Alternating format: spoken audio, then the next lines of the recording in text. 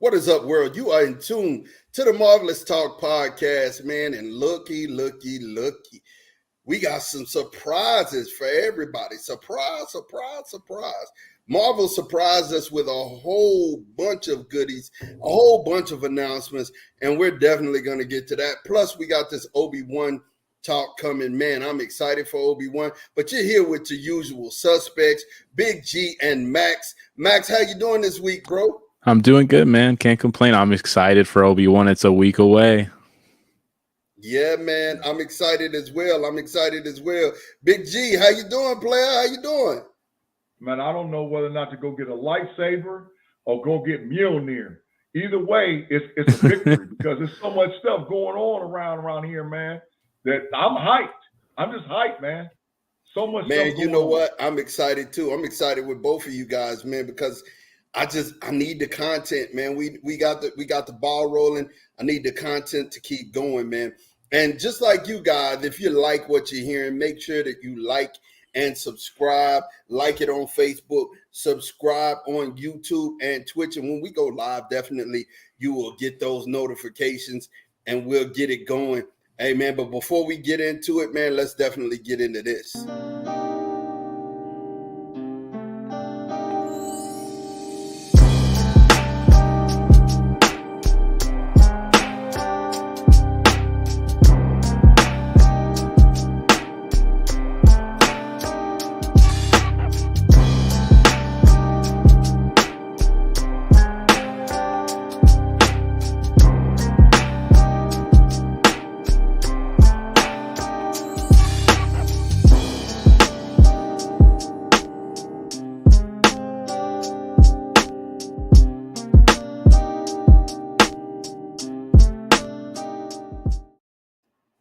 So, Max, man, I think we're just going to start here, man. We're going to save all of the Marvel talk to the end of the show because there's so much.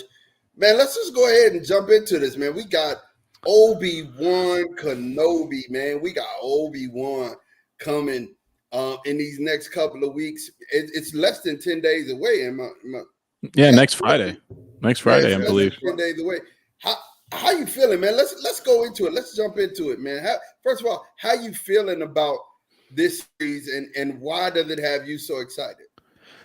I think Obi-Wan's just been one of my favorite characters. And I'm not going to lie, I have a little bit of a sour taste in my mouth after the way they did the Book of Boba. I wasn't a huge fan. There were parts I liked. There was a lot of parts you could be like, wow, this is pretty dumb. But Obi-Wan carries a weight that the Mandalorian didn't carry when it came in. That Book of Boba, whatever other Star Wars show is going to come, Obi-Wan is like basically sacred, the character. And if they mess this up, which I don't think they will, I think they got the gang back together. They got Ewan McGregor, they got Hayden Christensen, Darth Vader. I just think they're going to hit it out of the park, and we're going to finally get to explore an era of Star Wars that really needs exploring for Obi-Wan Kenobi. Between 3 and 4, what happened? What did he do? And I think we're just going to talk about some of the predictions we're all going to have. Definitely, man. Definitely. Big G, man. What has you so crunked and stoked about Obi-Wan Kenobi? I can't wait to share mine, but what has you stoked?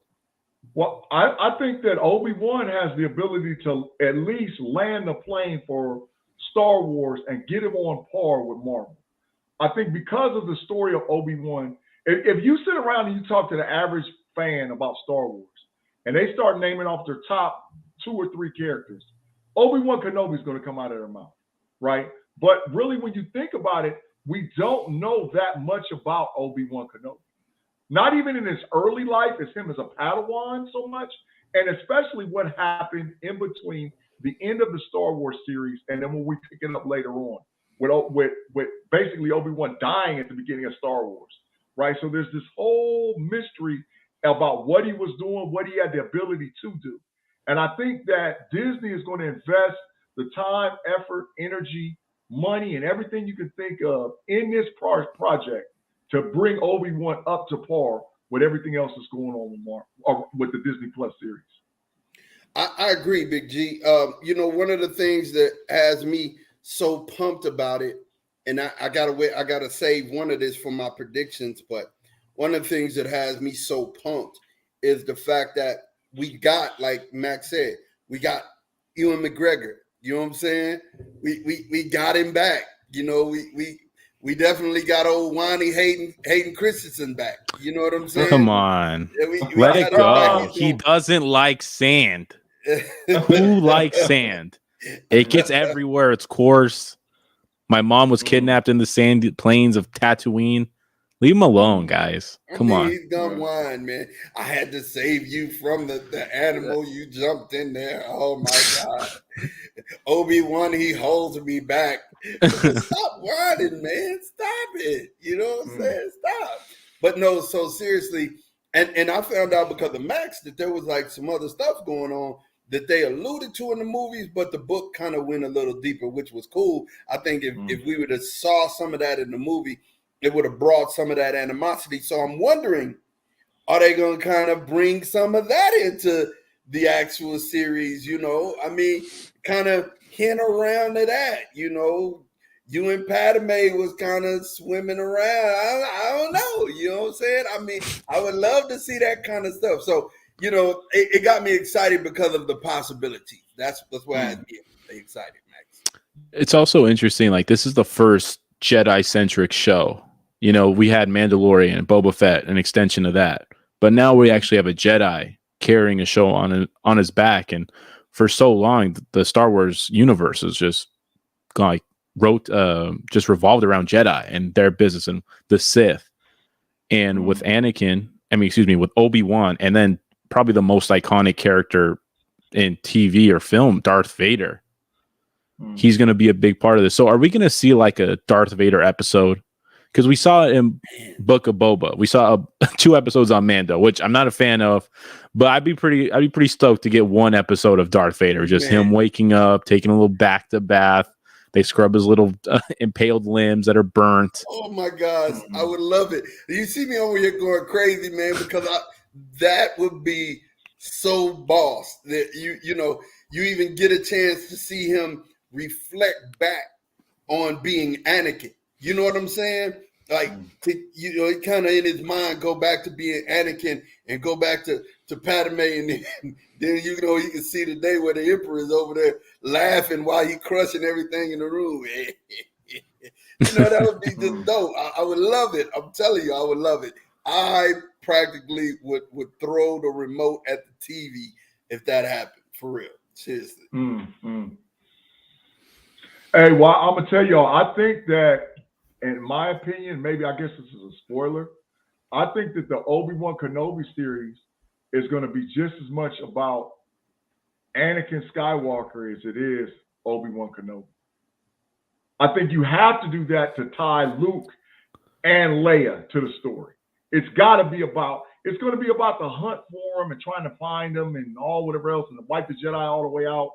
But I think that the story is going to be a lot about Anakin Skywalker. I really do believe that.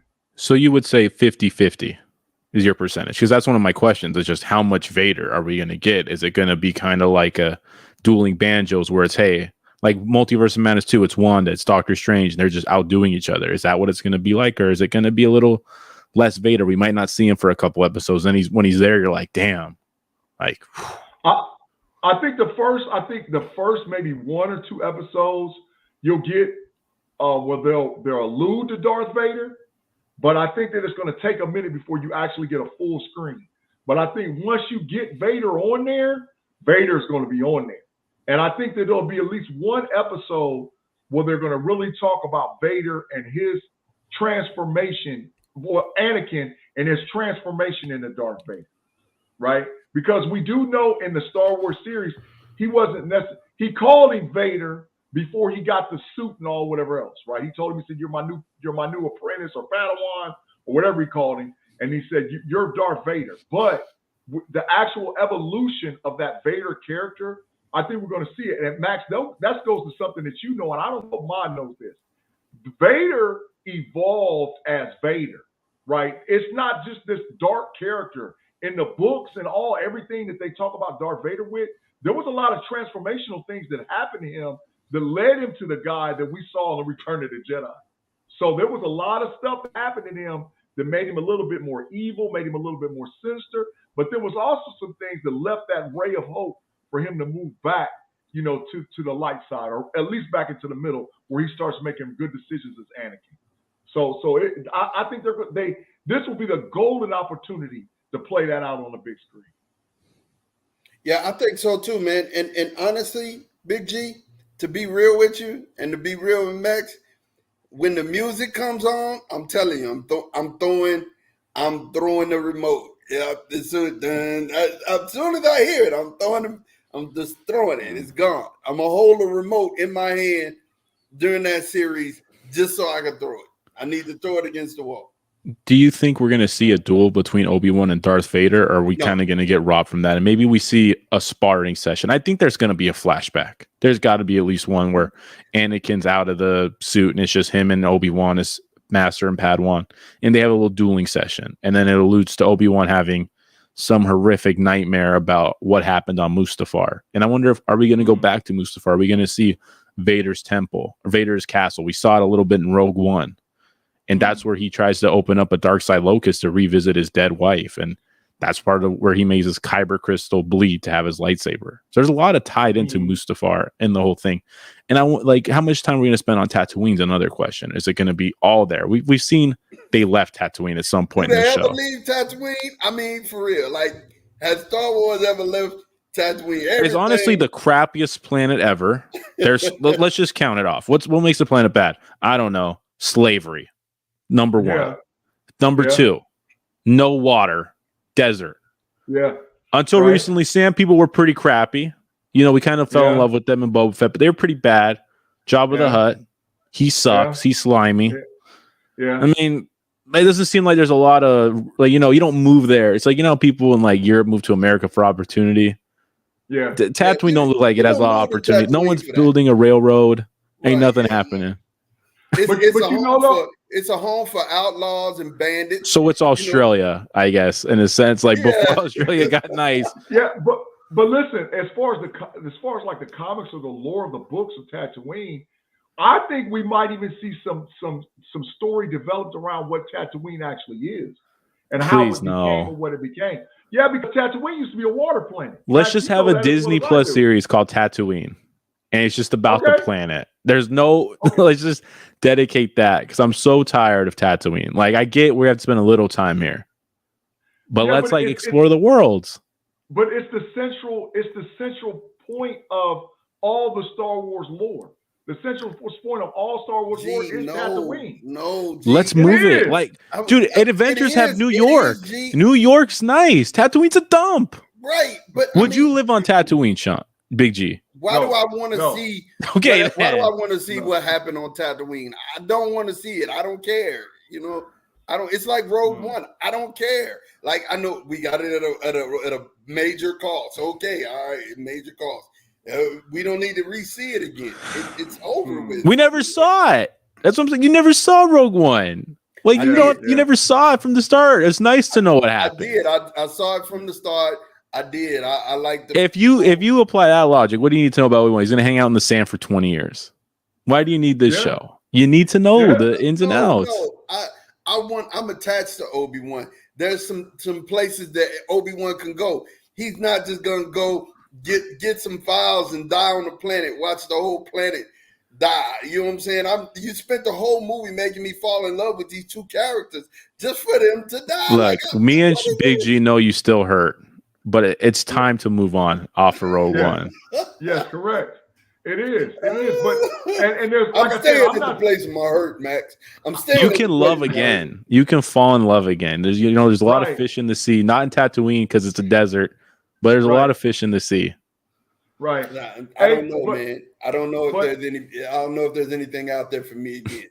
You know what I'm saying? Max, what was your other question that you asked about it was just about like. With Obi-Wan, like how much of Tatooine are we going to get? But also, are we going to find out how he becomes Ben Kenobi? There's got to be some story behind there. I know Ahmad doesn't care because he's already been called Ben Kenobi. He doesn't mind. He doesn't want to know. But Big G, would you want to know how he became Ben Kenobi? Absolutely. Obi-Wan. He lost. Like, people didn't even refer to him as a Jedi anymore. It was just Obi-Wan. Kenobi. That weird old man. Does old Ben low-key sound like OB in a little way? Maybe that's how he got it. He just was like, Yeah. he just got so decrepit, hanging out in the sand for 20 years. He has to become another character in order for him to evolve into the character that we saw at the beginning of the Star Wars. He has to, because you got to remember, he's really in hot. Like, there's not just the assassins of the Sith that's out there trying to take this dude out. I mean, we're probably going to see more bounty hunters, more people that work for the Sith, more force-sensitive people than you've ever seen in any production of Star Wars, because they are literally hunting the last levels of the Jedi that are out there. Order 66, we're going to see Order 66 like be part of this whole climactic. We're going to wipe them off the face of everything. So they're hunting him. So he's got to change from Obi-Wan Kenobi to old Ben Kenobi.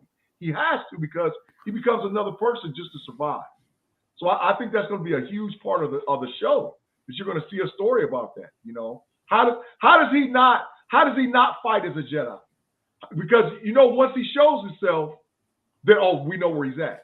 You see what I'm saying? So he's got to learn how to survive as a human being and not use Jedi powers. That's a story in itself, you know. Definitely. And you know, this is a big question, so I want Maud to start it off, but just give me, how does this show go? Like, you don't have to give me the fine points, but like, what is the area, like what is like the route the show is going to take? Because we kind of know where we're ending.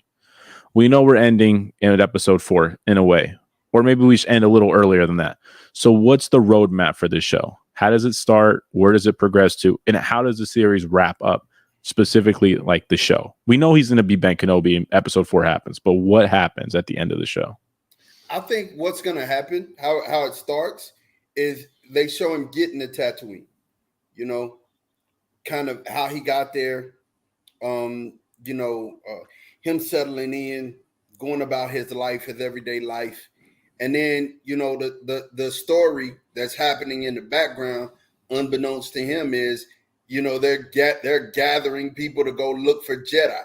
You know, they're gathering people to go look for him namely. They didn't catch him, nor did they catch Yoda. So we want them too. Let's go get them.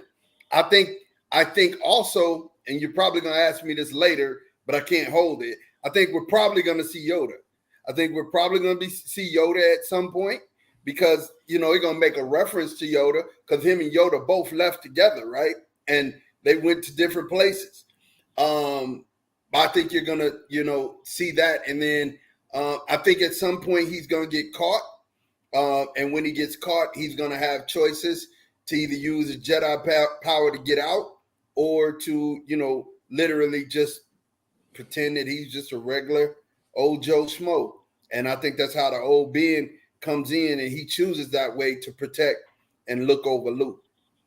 And I think that's literally like the scene of him looking over Luke. I think that's kind of like a victory lap. That's like a victory lap, the end of this whole series 6. You know, him finally just looking over Luke and making sure Luke is good. Like, yeah, you know. What about you, Big G? I think that you're going to see. Well, let me say this. I know that you're going to see a lot of stuff in Tatooine, but I think you're going to see a lot of stuff going on in outer space. And I do believe that eventually that old Ben, or Ben Kenobi, is going to leave the planet.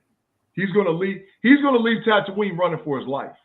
And I think that's where he's going to have to make the pivotal decision on, do I go back to Tatooine and watch over Luke, or do I stay out here and just keep running for my life? Because I think he's going to get confronted like you've never seen before. And like I said, there's going to be more bounty hunters and force-sensitive folks, and even people that we think that are Sith in this series, probably more than ever before. I even think, and maybe I'm messing up the question, but I think you're going to have a reference point of Darth Sidious in this. I think that Darth Sidious, you might even see him on screen. You know, that where Darth Sidious, you're going to have folks that's getting together, that's dogpiling together to try to make sure that the Jedi are wiped out. But I think that the story, I think it also, I mean, even thinking this, and I might be wrong, but I think you might get a reference point for Leia too, where maybe Ben decides, okay, do I protect Leia or do I protect Luke? which one do I watch over? You know, because which one is going to be more, you know, susceptible to be caught up, to be a force sensitive being versus, you know, who can actually hide their head in the sand. So I think there's going to be some reference point with Leia and Luke as well. I like it. So for me, I would just imagine the show goes something like this, and it'll be quick. It's just Obi-Wan, he's on the planet. I think the first part of the show is kind of him dealing with his own failure, because let's be real, he failed. He let Anakin down. He didn't even finish the job on like Mustafar. I think there's going to be a point of realization, because he doesn't know Anakin survived. He's going to have to like find out. He'll probably lock away his lightsaber like, I'm done. Like, I failed. I'm not a Jedi no longer. You'll probably get a little pop in from a surprise character. I'll save it for a bit. And I think the last bit is going to be him maybe somehow reconfronting Anakin or Darth Vader and saying like, hey, like, it's not all your fault. And he's going to just see black. And it's just going to be like, oh my God, like he's beyond saving. And then the end is him like kind of just like accepting like he did all he could, something like that. It's a weird roadmap for the show. Like you really don't know where it's going to take us, which I find exciting. Yeah. What you guys? I totally forgot about the fact that he doesn't know that he survived. Yeah, I feel like that might be literally one of the best moments of the show. Like it could go an episode, and then we're gonna see the Inquisitors, right? And he's gonna be like, "Who are these bums?" Because let's be real, Obi-Wan can mop the floor with these Inquisitors. They're not that great. Correct. At some point, he's gonna be dealing with them, and he's gonna be like, "What the hell is this Force presence I feel?" And it's Anakin as Vader. And then that's when it's going to like be a crazy realization, because I think it's going to be cool, because I think a lot of people already like a lot of people assume it's like we know he's Vader, everyone knows, but it's like no one knows Anakin Skywalker is Vader, right until Obi-Wan tells Luke. It's not like a well-known thing. It's a very few people know, if any, other than Darth Sidious. So you guys both mentioned the characters. Yeah, Yoda. So Yoda too, but Yoda's a bum. He's in Dagobah. He's doing his thing. I'll get to that in a minute. We're gonna see some surprise characters.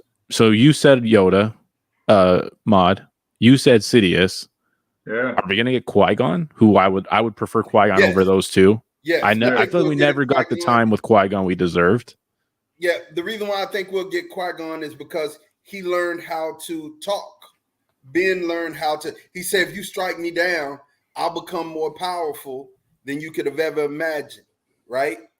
And Ben was still kind of nice. He wasn't just whooping Ben in the original Star Wars, he wasn't just handling Ben with the lightsaber. So I think that we see Qui-Gon take on, because Qui-Gon wasn't finished training Ben, just like Obi-Wan wasn't finished training Anakin. You know what I'm saying? So I think we'll see Qui-Gon. I think that's a good one. We could see Black Chrysanthemum, the Wookiee from Book of Boba, who I think we will see. Tatooine's a popular spot for bounty hunters and scoundrels. We could see Cal Kestis, and he's the main character of the video game Star Wars Fallen Order. He's a Jedi on the run. There's talks he might appear in it. That'll like kind of springboard his own series. I played the game. The story's okay.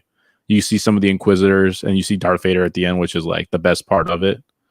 And then what do you guys make of the Inquisitors? Are you excited for them? You kind of like, kind of just want my Darth Vader. I'm excited to see how they're utilized by the Empire. I want to see their strength. I want to see maybe they'll pop up again if they do another series. Well, they're definitely force sensitive people. I mean, all the Inquisitors they're force sensitive, but like you said, to see how they go. But Max, I'm gonna tell you who we might see, and we might even get a story about. Yeah. We might get a little story reference about Jabba, about how Jabba actually came into power. You know, did Jabba trade off some stuff, or how did he become the main Hutt? For that planet and for that area, because we got a reference to it in Boba. But like, how did Jabba get to where Jabba became the guy? I just think the only problem is like in Star Wars Clone Wars, the show, he's already in power. So it might just be a little bit. But I think you're going to feel his power in the show. If you're on Tatooine, you got to deal with the Hutt. And you might see a Boba Fett. You can 100% see Boba Fett. I think you may see Boba Fett. I think you probably will see Boba Fett. The thing about this here is, to G's point, the reason why I don't think you have enough time. It's only 6 episodes, So you don't have enough time to kind of that. I mean, that's playing 3 banjos. You know what I'm saying? That's playing 3 to because you're gonna tell Darth Vader's story, you're gonna tell Obi-Wan's story. I don't think you have enough time to tell somebody else's story. I think they might throw in maybe one of the Inquisitors, some story for her. It won't be much. It'll be kind of just like, you know, it's a little sprinkling here and there, just enough to make you wonder, what's her role and everything. But yeah, no, I agree. It's going to be tight. It's 6 episodes, very limited run. There's no season 2. We think they've all said this is kind of like a one-off thing, and we're going to see where it goes. That's it for me. If you guys have anything you want to throw in, I hope we don't see Yoda. He's a bum. He's been a bum a long time. Why you don't like Yoda, man? He's just washed. You know, he's low-key the reason the Jedi fell. You know, there's a lot of reasons. I don't want to get into it. We'll have to do a video on why Yoda's a washed.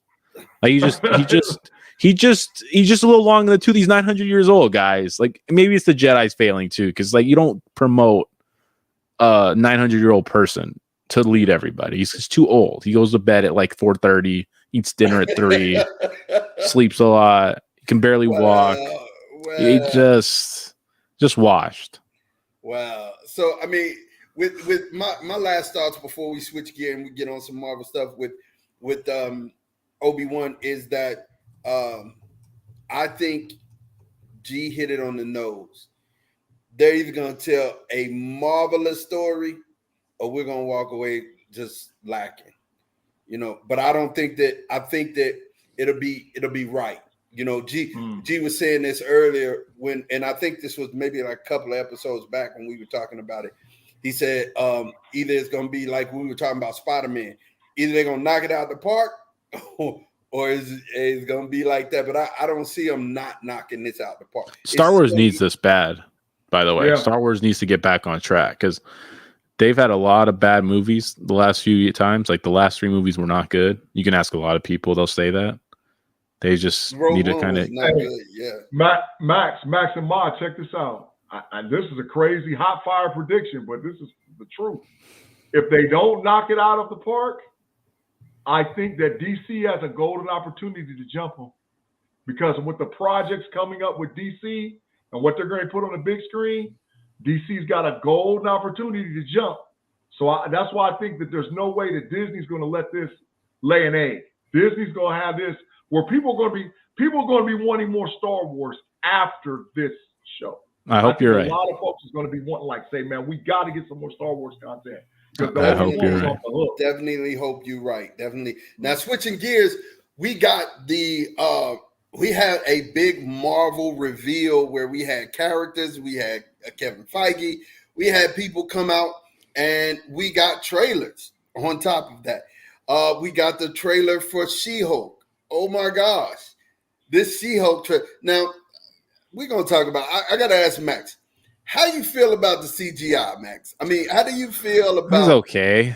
I mean, it wasn't. I don't know, man. I like the trailer was cool. I watched it several times. It just didn't leave me like, oh my god, I can't wait for this. Like when I saw Loki, when I saw WandaVision, I was like, holy crap, this is gonna be exciting. There was like a different vibe to the She-Hulk trailer, and I think that's just kind of like we've always talked about. The MCU is kind of moving towards darker.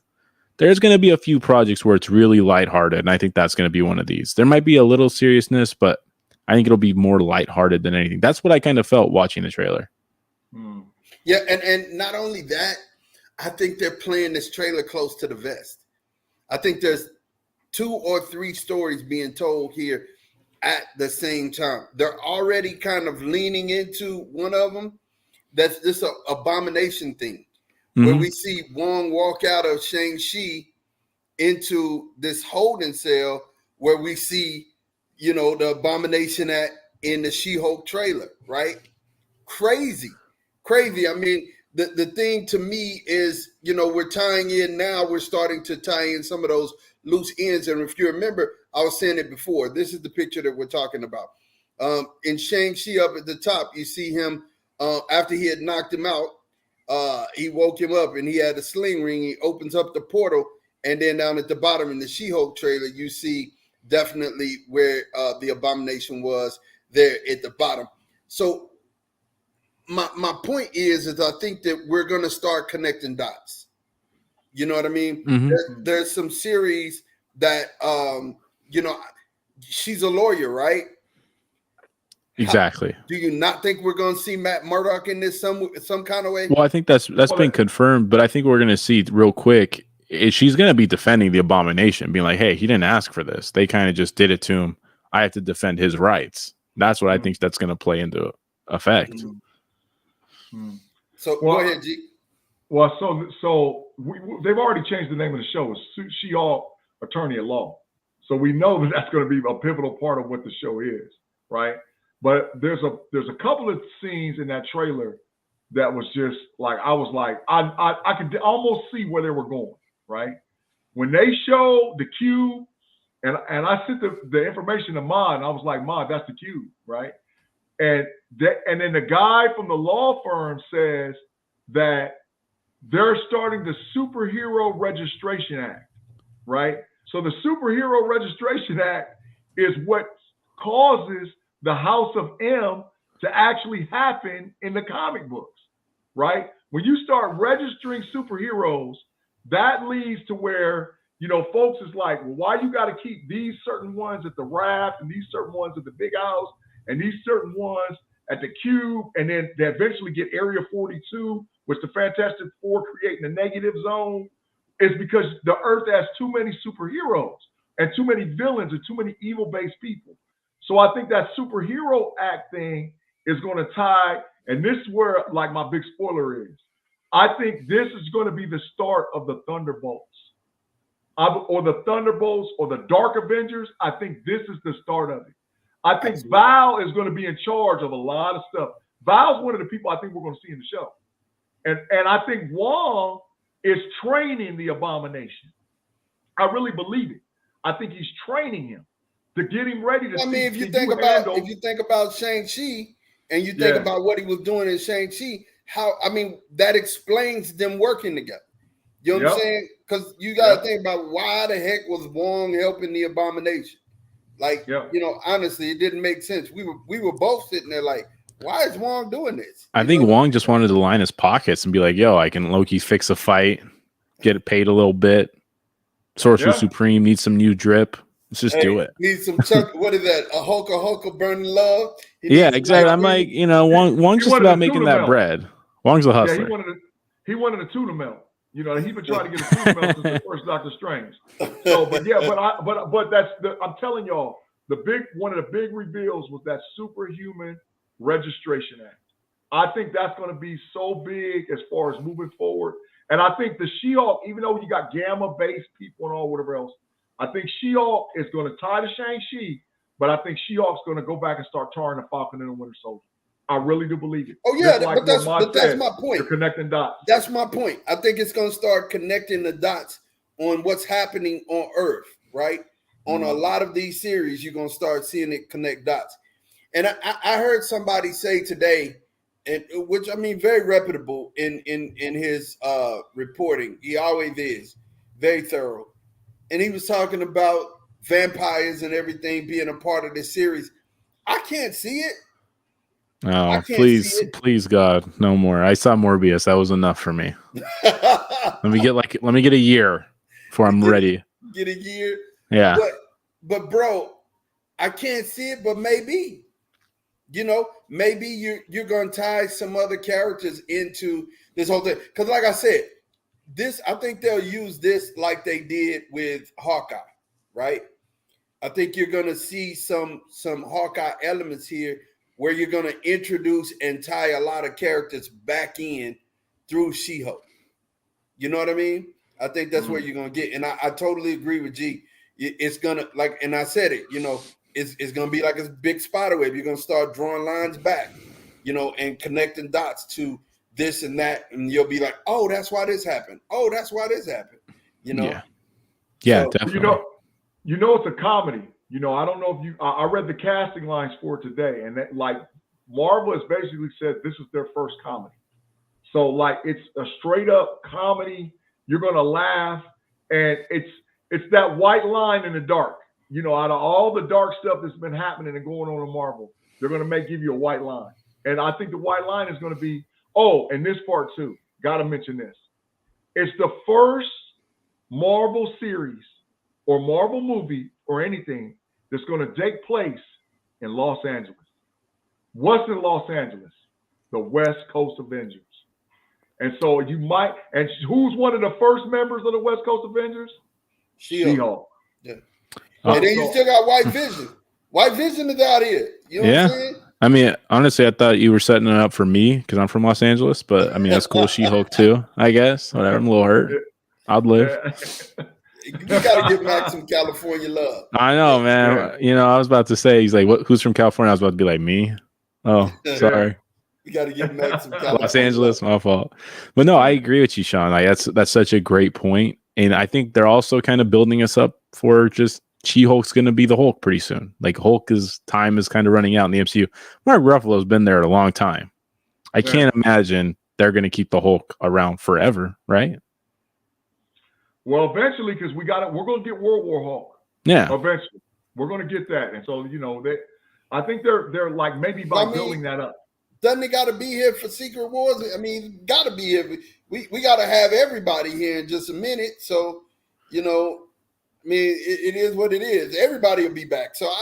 But you're right. I think, we're phasing them out, just like what G said, West Coast Avengers, Young Avengers, Dark Avengers. We got multiple groups that are about to start popping off. Yep. You know what I mean? And we've got those characters. We've got most of those characters. We got America. We've got, Hawkeye with Kate Bishop. We've got the youngster with the Patriot, basically. Patriot. Yeah, they basically priming that ready. Yeah, we got that. So, I mean, Billy and Tommy are there, but we don't know how they're going to get here. But no, they're not. They are not real. They are not real. They are not a toy. They're not real. They're not in the 616 universe. Yeah. They're not in that universe yet. Yeah, so they exist in other universes, but they're not in the 616. Yeah, they're not in that which, by the way, is officially the name of our MCU. Is the 616, which is the original comic book run, 616. Yeah, definitely. So then we got Thor: Love and Thunder. Some more goodies on Thor: Love and Thunder. I mean, how excited are you? I need to ask this. How excited are you? And this is where, we're going to take not too long. We got about 3 minutes. How excited, 1 to 10, are you on Love and Thunder? 10 being the highest, 1 being the lowest. I'll answer for G. I'm at 100. This is the best thing I've ever seen. I've never seen a trailer like this. This is the best Marvel movie. I'm calling it right now. All right, G. Yeah. Now I took what you said, so come up with something new. No, I was hyped. I missed Bass the first time I saw it. I missed him. I was like, what? I was like, oh my gosh. It's so like nonchalant. He's just like there, he's chilling. Mm-hmm. So 1 to 10. What we got? 10. 10. You really? Yeah. Okay. Why not? It's Thor. Thor. It's great. What are you talking about? G, what you got? 1 to 10. 20. See? 20. Hey, listen, man. I'm telling y'all. Listen, I said it. I called it months ago. I said Spider-Man No Way Home was going to come, and I said on the show, I said either they're going to land the plane or it's going to be the best Marvel movie that ever happened. It was there. Doctor Strange went like this. Thor is going to go like this. They're going to keep going up, man. They're not. Listen, Kevin Feige's not screwing around, man. Kevin Feige is like, look here, man.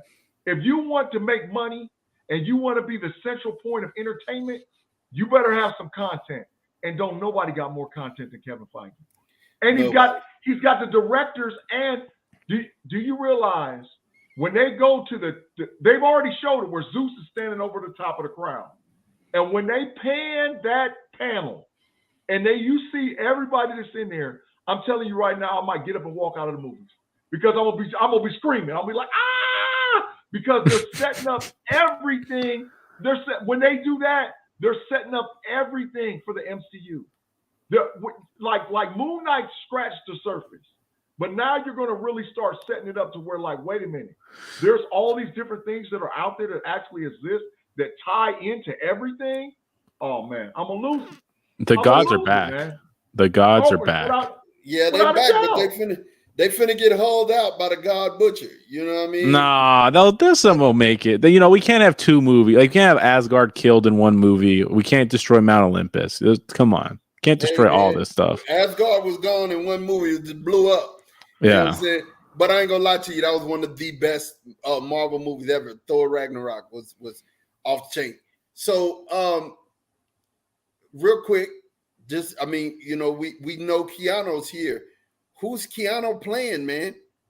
I don't know. Is he somebody afar off, or is he somebody close up? Somebody far off. It's somebody special. Somebody very special. He's not in Thor: Love and Thunder. There's no. The only way he would be in Thor: Love and Thunder, which there's no way they're going to do it, is if he's Hercules or he's Beta Ray Bill. But I don't think he's either one of those guys. They're not wasting. So you know, Marvel has been courting Daniel Craig. That's another actor that we're going to see in the MCU here sometime soon. You know, so definitely that's something to look out to. I mean, they're trying to fill characters left and right, and they're filling them with big name actors, and these big name actors to me aren't just fillers. James Bond. He's James Bond. Imagine saying Daniel Craig's going to be in a Marvel movie 10 years ago. He'd be like, you're on drugs. He's James Bond. Right. That'd be amazing for the MCU. And I don't know where they're going to be, but they're going to be special. Yeah, definitely. In my mind, you know, it hit me. It struck me, and maybe I'm wrong. I think he may play Dracula. I hope not. Daniel Craig, come on, no. It was something I saw. I was like, he has that old rusted look. Maybe. You know, I mean, yeah, he's got a leathery face. He's got that rustic look where he could play, you know, a vampire. Literally. Can I call it? Can I call it and tell you if they do sign Daniel Craig, who Daniel Craig is? Yeah. Can I call it? Benjamin Grimm. Oh my God! Like he's just in a sound booth. That's all. He just does the voice. You're gonna see him in human form. Oh, that'd be crazy. No, man, you gotta get like they just gotta get The Rock just so they can do puns where it's like he's a rock and he's the Rock. That's who I would get. That's who Benjamin I would get. Grimm. I would totally sign The Rock or Vin Diesel, but we already got Vin Diesel, so you know you really can't sign him again. So yeah, Benjamin Grimm is Benjamin Grimm. Benjamin Grimm. So closing, Deadpool. There was an announcement that came out tonight. Script Official. is done. Yeah. The script is done, and they're getting ready to start production, which means that we'll probably get Deadpool next year, and that's exciting.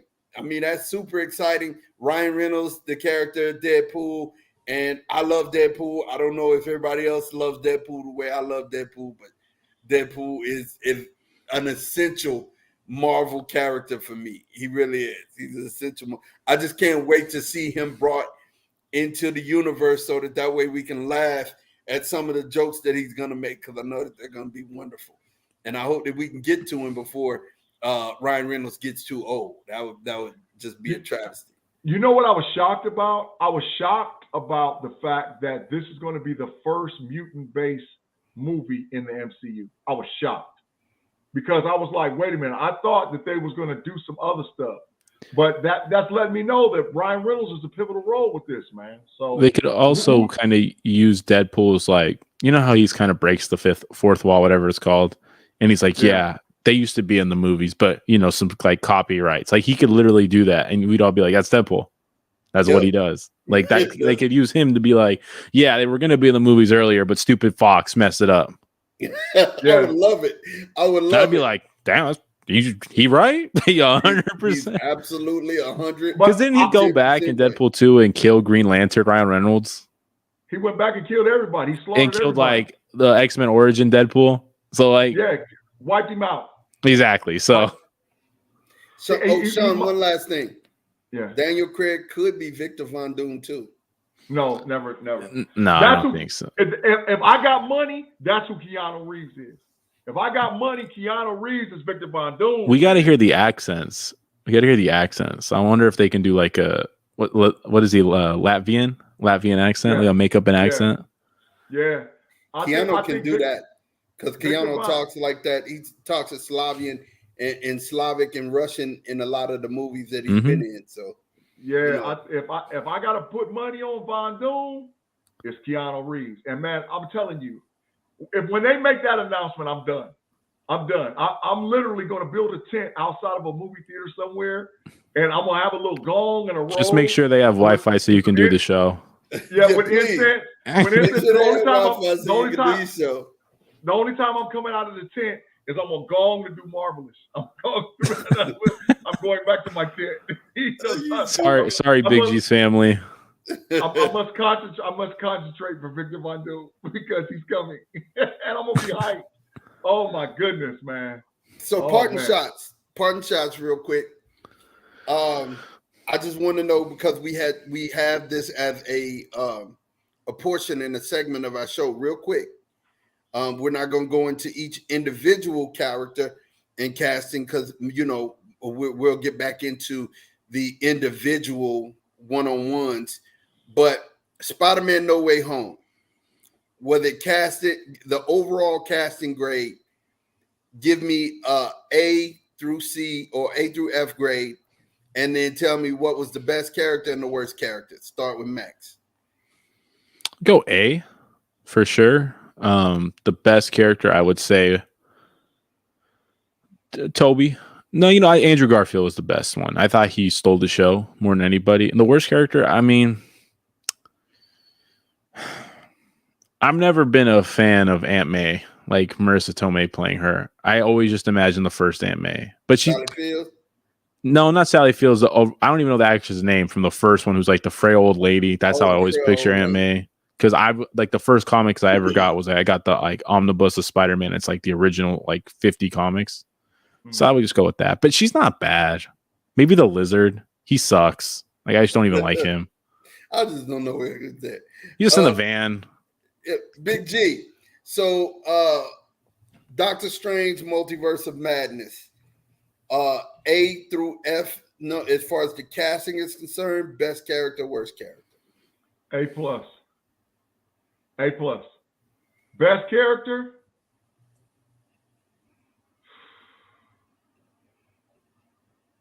I gotta say Kate Olsen, but that Mr. Fantastic casting was off the hook, man. Oh yeah, you gotta go with that one. Yeah, Kate Olsen was, she became the Scarlet Witch, but that dang on Fantastic, Mr. Fantastic, man, woo, my goodness, right on point. Worst character? Black Bolt. Even though he was from the television show, and even though I like how they CGI'd his costume and all whatever else, I kind of hope they recast him. Yeah, that could be Daniel Black Craig. Yeah. Could be. And be it's fun. 616. Yeah. 616. Could be. Yeah. But he wouldn't be able to talk. He has no talking role. That's fine. I'm not paying Daniel Craig to talk. I wanted to see him on the screen. He said, I'm not paying Daniel Craig. Yeah, he had a lot of talking as James Bond when he's murdering people. Wow. I just want to see him one time go shh and wipe down like a whole block. Just go shh. That'd be sick, yeah. And the whole block just go. Out. Yeah. Well, you guys, we would like to thank you guys for hanging out with us, man. Thank you guys for just hanging here. If you liked your content, make sure that you like and subscribe. Like us on Facebook, subscribe on Twitch and YouTube so that you get the notifications when we are live. And man, I am super excited. We got one more week. Next thing that you know, I hope you got a chance to see our comic book journeys. Those comic book journeys are near, dear, and special to our heart, and everything that got us into comic books. So, I mean, if you haven't checked that out on the YouTube channel, make sure you go back and you look at that. That was on Saturday that it went live and it streamed, and it's there for you and your enjoyment. For myself, for Big G, and for Max, we out of here. Till next week. Peace.